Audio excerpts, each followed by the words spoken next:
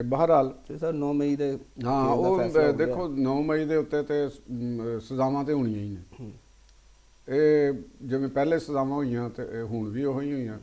ਤੇ ਮੈਨੂੰ ਇੱਕ ਅਫਸੋਸ ਵੀ ਹੁੰਦਾ ਹੈ ਬਾਜ਼ ਔਕਾਤ। ਦੇਖੋ ਜੀ, ਕਿਸੇ ਦੀ ਸਜ਼ਾ ਕਿਸੇ ਨੂੰ ਹੁੰਦੀ ਹੈ ਨਾ ਤੇ ਉਹ ਕੋਈ ਖੁਸ਼ੀ ਦੀ ਗੱਲ ਤੇ ਨਹੀਂ ਹੈ। ਮਗਰ ਯਾਸਮੀਨ ਰਾਸ਼ਦ ਸਾਹਿਬਾ ਦੇ ਬਾਰੇ ਜੋ ਅਸੀਂ ਸੁਣਨੇ ਹਾਂ ਤੇ ਅੱਛੀ ਮਤਲਬ ਖਾਤੂਨ ਨੇ। ਇਹਨਾਂ ਦੇ ਇਹਦੇ 'ਚ ਕੋਈ ਮੇਰੇ ਨਾਲ ਕਈ ਪ੍ਰੋਗਰਾਮਾਂ ਦੇ ਵਿੱਚ ਉਹਨਾਂ ਨੇ ਪ੍ਰੋਗਰਾਮ ਕੀਤੇ ਨੇ। ਤੇ ਮਹਿਮੂਦ ਰਸ਼ੀਦ ਸਾਹਿਬ ਵੀ ਨੇ, ਉਹਨਾਂ ਨਾਲ ਵੀ ਸਾਡਾ ਇੱਕ ਜ਼ਾਤੀ ਤਾਲੁਕ ਹੈ, ਬੜੇ ਅੱਛੇ ਆਦਮੀ ਨੇ। ਲੇਕਿਨ ਹੁਣ ਕੀ ਕਰੀਏ ਕਿ ਜਦੋਂ ਕੇਸਿਸ ਜੋ ਐਸੇ ਬਣ ਗਏ ਜਾਂ ਜਿਹੜੀ ਰਾਹ ਅਖਤਿਆਰ ਕਰ ਲਈ, ਜਿਹੜੀ ਅੱਗੇ ਵੀ ਅਸੀਂ ਗੱਲ ਕਰਨੇ ਹੁੰਦੇ ਹਾਂ ਕਿ ਤੁਹਾਡਾ ਜਿਹੜਾ ਇੱਕ ਤੁਸੀਂ ਰਾਸਤਾ ਅਖਤਿਆਰ ਕਰਦੇ ਹੋ ਤੇ ਉਹ ਫਿਰ ਬਾਜ਼ ਔਕਾਤ ਤਾਂ ਐਸੀ ਸ਼ਿਕੰਜੇ 'ਚ ਆ ਜਾਂਦੇ ਹੋ ਜਾਂ ਤੁਸੀਂ ਇੱਕ ਗਲਤ ਕੰਮ ਕਰ ਬੈਂਦੇ ਹੋ ਤੇ ਜਿਹਦਾ ਮਦਾਵਾ ਫਿਰ ਨਹੀਂ ਹੁੰਦਾ ਕਿਸੇ ਵੀ ਚੀਜ਼ ਦਾ ਸਿਵਾਏ ਸਜ਼ਾ ਤੋਂ। ਤੇ ਉਹੀ ਇਹ ਚੀਜ਼ ਹੋ ਰਹੀ ਹੈ। ਤੇ ਹੁਣ 9 ਮਈ ਦੇ ਵਿੱਚ ਉਹਨਾਂ ਨੂੰ ਦੁਬਾਰਾ ਸਜ਼ਾ ਹੋ ਗਈ ਤੇ ਅਸੀਂ ਤੇ ਦੁਆ ਕਰਾਂਗੇ, ਮੈਂ ਤੇ ਦੁਆ ਕਰਾਂਗਾ ਕਿ ਅੱਲਾਹ ਤਾਲਾ ਉਹਨਾਂ ਦੀਆਂ ਮੁਸ਼ਕਿਲਾਤ ਆਸਾਨ ਕਰੇ।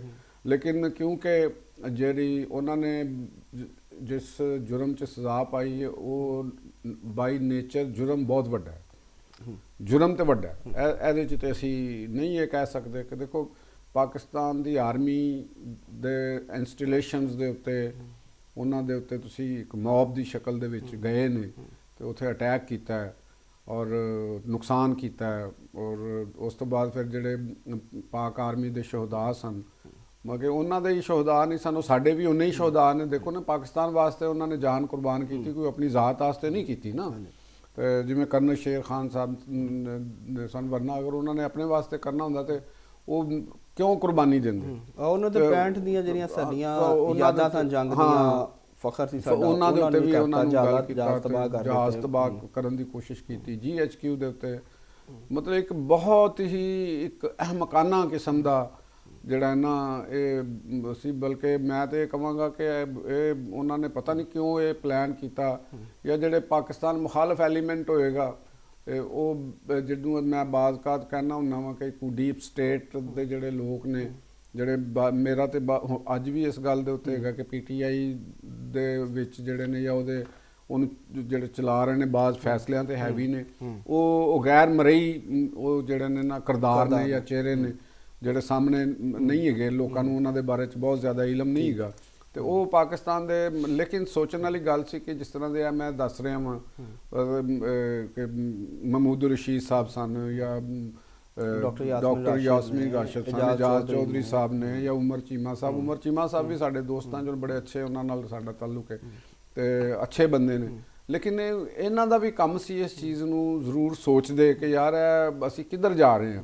ਸਿਆਸੀ ਜਮਾਤਾਂ ਨੇ ਦੇਖੋ, ਪੋਲੀਟੀਕਲ ਜਮਾਤਾਂ ਹੋਣ ਜਾਂ ਮਜ਼ਦੂਰ ਯੂਨੀਅਨਾਂ ਹੋਣ ਜਾਂ ਕਿਸਾਨ ਅੰਜਮਨਾਂ ਹੋਣ, ਮੁਲਕ ਦੇ ਵਿੱਚ ਮੁਜ਼ਾਹਰੇ ਕਰਦੀਆਂ ਨੇ, ਉਹ ਸਾਥਜ਼ਾਦੀਆਂ ਅੰਜਮਨਾਂ ਕਰਦੀਆਂ ਨੇ ਪੂਰੀ ਦੁਨੀਆ ਦੇ ਵਿੱਚ ਹੀ, ਪਾਕਿਸਤਾਨ ਦੇ ਵਿੱਚ ਵੀ ਉਹ ਕਰਦੀਆਂ ਨੇ।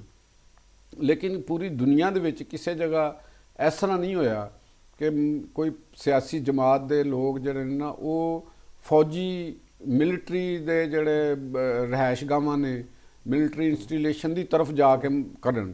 ਦੇਖੋ ਅੱਜ ਵੀ ਲਾਹੌਰ ਦੇ ਵਿੱਚ ਵੀ, ਕਰਾਚੀ ਦੇ ਵਿੱਚ ਵੀ, ਪਿਸ਼ਾਵਰ, ਹਰ ਜਗ੍ਹਾ ਲੋਕ ਕਰਦੇ ਨੇ। ਕੋਈ ਪ੍ਰੈਸ ਕਲੱਬ ਦੇ ਬਾਹਰ ਚਲਾ ਜਾਂਦਾ, ਜਾਂ ਪਹਿਲੇ ਕਿਸੇ ਦੌਰ 'ਚ ਮੋਚੀ ਗੇਟ ਦੇ ਵਿੱਚ ਲਾਹੌਰ ਦੇ ਵਿੱਚ ਜਲਸੇ ਹੁੰਦੇ ਸਨ। ਤੇ ਇਸ ਤਰ੍ਹਾਂ ਨਹੀਂ ਸੀ ਹੁੰਦਾ ਕਿ ਤੁਸੀਂ ਜਾ ਕੇ ਵੀ GHQ ਦੇ ਬਾਹਰ ਪਿੰਡੀ 'ਚ ਅਗਰ ਤੁਸੀਂ ਕਰਨਾ ਤੇ ਲਿਆਕਤ ਬਾਗ ਦਾ ਜਲਸਾ ਸੀ ਅਮੂਮਨ, ਤੇ ਉਹ ਤੁਸੀਂ ਪਿੰਡੀ ਚਲੇ ਗਏ ਹੋ। ਇੱਥੇ ਲਾਹੌਰ ਦੇ ਵਿੱਚ ਹੈਗਾ ਤੇ ਤੁਸੀਂ ਕੋਰ ਕਮਾਂਡਰ ਹਾਊਸ ਜਾਂ ਜਨਾਹ ਹਾਊਸ ਚਲੇ ਗਏ ਹੋ। ਈਵਨ ਨਾਲ ਫੋਰਟਰਸ ਸਟੇਡੀਅਮ ਹੈ, ਫੋਰਟਰਸ ਸਟੇਡੀਅਮ ਦੇ ਵਿੱਚ ਜਾ ਕੇ ਤੋੜ ਫੋੜ ਹੋਈ, ਸਾਰੇ ਉਹਦੇ ਚਲੇ ਗਏ। ਤੇ ਇਹ ਬੜਾ ਇੱਕ ਕਿਸੇ ਦਾ ਬੜਾ ਖਤਰਨਾਕ ਪਲਾਨ ਸੀ ਜਿਹਦਾ ਹਿੱਸਾ ਮੁਲਕ ਦੀ ਸਿਆਸੀ ਲੋਕ ਬਣ ਗਏ। ਜਿਹੜਾ ਅੱਜ ਜਿਹੜਾ ਫੈਸਲਾ ਹੋਇਆ ਤੇ ਕਲੱਬ ਚੌਕ GPO ਗੇਟ ਦੇ ਉੱਤੇ ਜਿਹੜਾ ਹਮਲਾ ਹੋਇਆ, ਹਾਂ ਉਹਦੇ ਹਵਾਲੇ ਨਾਲ ਸੀ। ਉਹਦੇ ਹਵਾਲੇ ਨਾਲ ਗੱਲ ਦਾ ਮਕਸਦ ਹੈ ਕਿ ਵੇਖਿਆ ਨਾ ਜਿੱਥੇ ਕੋਈ ਸਰਕਾਰੀ ਮੁਲਾਜ਼ਮ ਵੀ ਆ ਗਈ ਉਹਨੂੰ ਵੀ। ਤੇ ਇਹ ਐਡੇ ਐਡੇ ਵੱਡੇ ਜਿਹੜੇ ਦਿਮਾਗ ਨੇ, ਸਿਆਸਤਦਾਨ ਨੇ, ਔਰ ਉਹਨਾਂ ਨੇ ਇਹ ਪਲਾਨ ਕਿਉਂ ਕੀਤਾ। ਦੇਖੋ ਜਿਸ ਵੇਲੇ ਤੁਸੀਂ ਮੌਬ ਇਕੱਠਾ ਕਰਦੇ ਹੋ, ਇੱਕ ਮੌਬ ਸਾਈਕੀ ਹੁੰਦੀ ਹੈ। ਮੌਬ ਸਾਈਕੀ ਇਹ ਹੁੰਦੀ ਹੈ ਕਿ ਤੁਸੀਂ ਉਹਨਾਂ ਨੂੰ ਜਿਸ ਲੈ ਜਾਂਦੇ ਹੋ ਨਾ ਕਿਸੇ ਵੀ ਜਗ੍ਹਾ ਦੇ ਉੱਤੇ, ਤੇ ਇੱਕ ਦਫਾ ਕੋਈ ਆਊਟ ਆਫ ਕੰਟਰੋਲ ਹੁੰਦਾ ਹੈ ਨਾ, ਤੇ ਉਸ ਵਕਤ ਦੇ ਜਿਹੜੀ ਉਹ ਸਾਈਕੀ ਹੁੰਦੀ ਹੈ, ਉਹ ਜਜ਼ਬਾਤ ਹੁੰਦੇ ਨੇ, ਉਹਨਾਂ ਨੂੰ ਤੁਸੀਂ ਨਹੀਂ ਰੋਕ ਸਕਦੇ, ਉਹ ਫੈਲ ਜਾਂਦੇ ਨੇ। ਜਿਵੇਂ ਪੈਟਰੋਲ ਤੇ ਅੱਗ ਛਿੜਕੀ ਦੀ ਨਾ, ਉਹ ਇਸ ਤਰ੍ਹਾਂ ਦਾ ਇੱਕ ਐਲੀਮੈਂਟ ਹੁੰਦਾ। ਲੋਕਾਂ ਦੇ ਹੋਸ਼ੋ ਹਵਾਸ ਆਪਣੇ ਆਪ ਦੇ ਵਿੱਚੋਂ ਨਹੀਂ ਰਹਿੰਦੇ, ਉਹ ਚੱਲ ਪੈਂਦੇ ਨੇ। ਇਸੇ ਵਜ੍ਹਾ ਨਾਲ ਹੀ ਫਿਰ ਗੋਲੀਆਂ ਚੱਲਦੀਆਂ ਨੇ, ਬੰਦੇ ਮਰਦੇ ਨੇ, ਤੇ ਕੁਝ ਲੋਕਾਂ ਦੇ ਵੈਸਟਰਨ ਇੰਟਰਸਟ ਹੁੰਦੇ ਨੇ ਕਿ ਗੋਲੀਆਂ ਚੱਲਣ, ਬੰਦੇ ਮਰਨ, ਅਫਰਾ ਤਫਰੀ ਫੈਲੇ। ਤੇ ਇਹ ਕਿਸੇ ਨੇ ਜਿਹਨੇ ਪਲਾਨ ਕੀਤਾ ਸੀ ਜਾਂ ਜਿਹੜੇ ਤੇ ਉਹਦੀ ਸ਼ਿਕੰਜੇ ਦੇ ਵਿੱਚ ਆਏ ਨੇ ਤੇ ਹਜੇ ਤੇ ਫੇਸ ਹੋਣੇ ਨੇ, ਹਾਲੇ ਤੇ ਹਜੇ ਹੋਰ ਤੇ ਕੇਸ ਹੋਰ ਨੇ ਉਹਦੇ ਅੰਦਰ ਪਏ ਹੋਏ ਨੇ। ਔਰ ਤੁਸੀਂ ਦੇਖੋ ਕਿ ਇਹ ਫਿਰ ਇੱਕ ਹੋਰ ਵੀ ਕੰਮ ਹੋਇਆ ਕਿ ਇਹ ਲੋਕ ਕਿੰਨੇ ਕਿੰਨੇ ਅਰਸੇ ਤੋਂ ਜੇਲ੍ਹਾਂ 'ਚ ਨੇ। ਅੱਜ ਜਿਹੜੇ ਫੈਸਲੇ ਹੋਏ ਨੇ ਹੁਣ ਇਹਨਾਂ ਦੀ ਸਜ਼ਾ ਅੱਜ ਤੋਂ ਸ਼ੁਰੂ ਹੋਣੀ ਹੈ। ਜਿਹੜੇ 6 ਮਹੀਨੇ ਪਹਿਲੇ ਫੈਸਲੇ ਹੋ ਗਏ ਉਹਨਾਂ ਦੀ ਸਜ਼ਾ 6 ਮਹੀਨੇ ਪਹਿਲੇ, ਅਗਰ ਕਿਸੇ ਨੂੰ ਸਾਲ ਪਹਿਲੇ ਅਗਰ ਸਜ਼ਾ ਹੋ ਜਾਂਦੀ ਤੇ ਉਹਦੀ ਸਜ਼ਾ ਅੱਜ ਹੁੰਦੀ ਹੈ ਤੇ ਉਹ ਸਾਲ ਤੇ ਉਹਦਾ ਵੱਧ ਗਿਆ ਨਾ। ਆ ਵੀ ਕੇਸ ਪੂਰਾ ਸਾਲ ਚੱਲਿਆ, ਸਜ਼ਾ ਹੋਈ ਹੈ ਤੇ ਉਹ ਇਜ਼ਾਫਾ ਹੋ ਗਿਆ ਉਹਦੇ ਅੰਦਰ।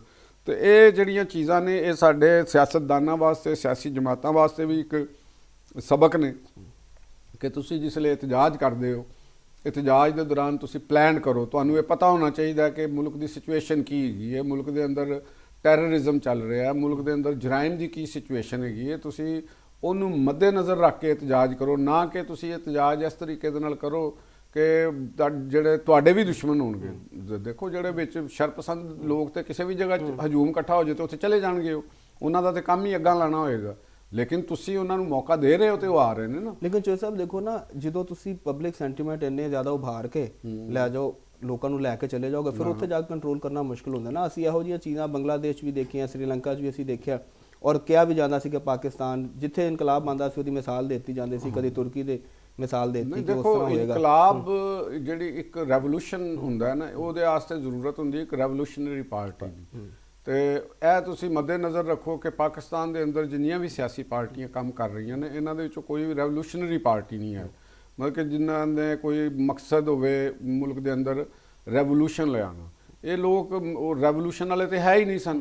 ਇਹਨਾਂ ਦਾ ਤੇ ਮਤਬਾ ਨਜ਼ਰ ਹੈਗਾ ਸੀ ਕਿ ਵੀ ਸਾਨੂੰ ਤੁਸੀਂ ਗਵਰਨਮੈਂਟ ਦਿਓ ਤੇ ਸਾਡੇ ਤੇ ਉੱਤੇ ਇਕਤਦਾਰ ਮਿਲ ਜਾਏ, ਅਸੀਂ ਐਸੇ ਸਿਸਟਮ 'ਚ ਰਹਿਣਾ ਚਾਹੁੰਦੇ ਹੋ। ਤੇ ਜਦੋਂ ਤੁਸੀਂ ਐਸੇ ਸਿਸਟਮ 'ਚ ਰਹਿਣਾ ਤੇ ਫਿਰ ਤੁਸੀਂ ਉਹ ਕੰਮ ਨਾ ਕਰੋ ਕਿ ਜਿਹਦੇ ਨਾਲ ਇਹ ਸਿਸਟਮ ਜਿਹੜਾ ਹੈ ਜਾਂ ਤੇ ਉਹ ਡਿਸਟਰਬ ਹੋਵੇ ਜਾਂ ਉਹਦੇ ਟੁੱਟਣ ਦਾ ਖਤਰਾ ਹੋਵੇ।